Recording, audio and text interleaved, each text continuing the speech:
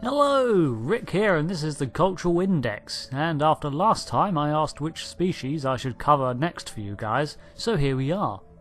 Just like last week, at the end of the video I'll drop 2 species from science fiction and you guys get to choose which video comes next, but for now we're touching on the Tellarites. And I gotta say, although information on this species is very hard to find, what I did find out was rather interesting. So, well, let's get started.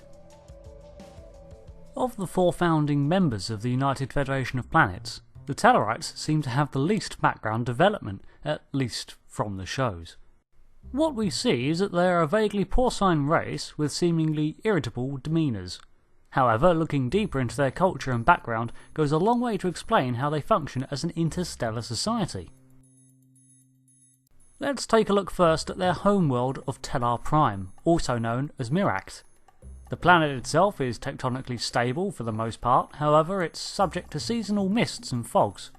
This is likely due to the great amount of subsurface water being heated by the planet's orbit around its binary star system during the summer months. Due to the subsurface water, during most of the year the planet itself was rather dry and did little to hold the heat at night. Despite this, verdant vegetation and flora was able to sustain itself from the subterranean supply. The Tellarites quickly developed welling and drilling for water, and in turn this led to an advanced irrigation and farmland system. By human standards, their agriculture exploded rapidly and left them with an aptitude for large-scale construction, mining and engineering. They mostly ate vegetation and fruit, however they were omnivores and considered the occasional meat a delicacy, including canines. The most commonly known fact about Tellarites is their love of arguments, but why does heated verbal debate have such an important standing in their culture, especially when such confrontational attitudes are considered rude and unfriendly in most other species? Well, looking back into their history can go some way to explaining this. The biggest wars in Tellarite history were described as to be less about resources and more about ideals and ways of thinking. How it was to speak, act and behave what was important to the society. In essence, these views also led to a cessation of the conflicts. When it became clear that the responsible ideals were causing conflict and therefore ultimately they weren't worth fighting for.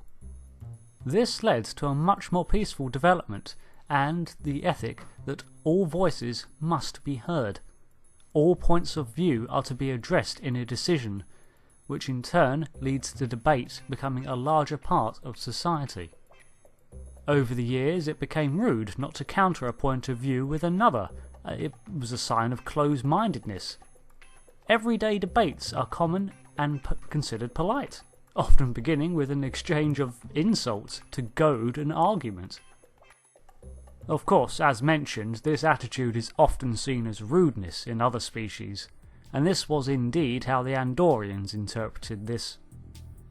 An exchanging of cultural heritage occurred, with the Andorians attempting to reform the Tellarites into a more sophisticated society reminiscent of their own. The historical scrolls the Andorians presented to the Tellarites were meant for them to learn from and reform. However, the Tellarite ambassador instead kept the scrolls and took them back to Tellar. Whether due to the argumentative nature of the Tellarites or whether they saw this as an insult is ancient history, but the result was war. Personally, I think the Tellarite ambassador took offence to the Andorians' view of them. After all, Tellarite culture is based on exploring all possible viewpoints and debating every outcome, and here comes another culture effectively saying, no, you're doing it wrong, you shouldn't be doing it like this is how you build a society, you do it our way, here, look. This combined with the downside of most Tellarites being a somewhat stubborn level of pride, probably led to the escalation into hostilities.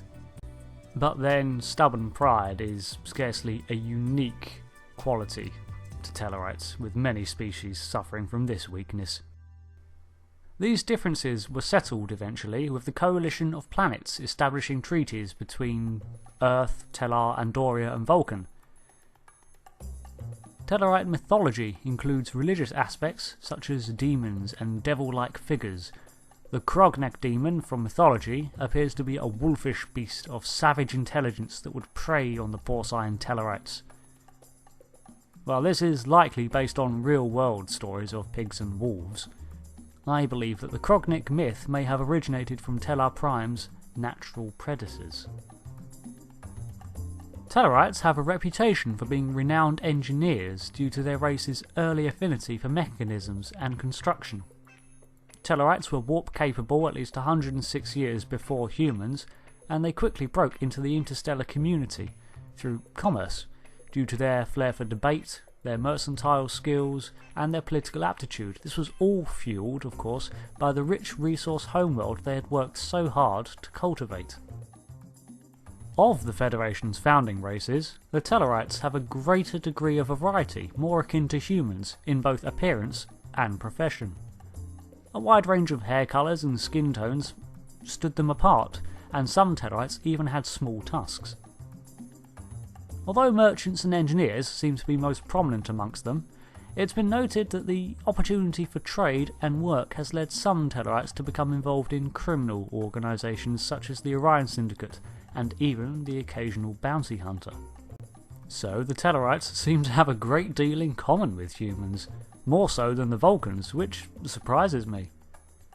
I for one would like to see more of this species, as the history and culture of them seems sporadic and from many different, including non-canon sources. However, it is enough to build a fairly clear picture of this often overlooked Federation race.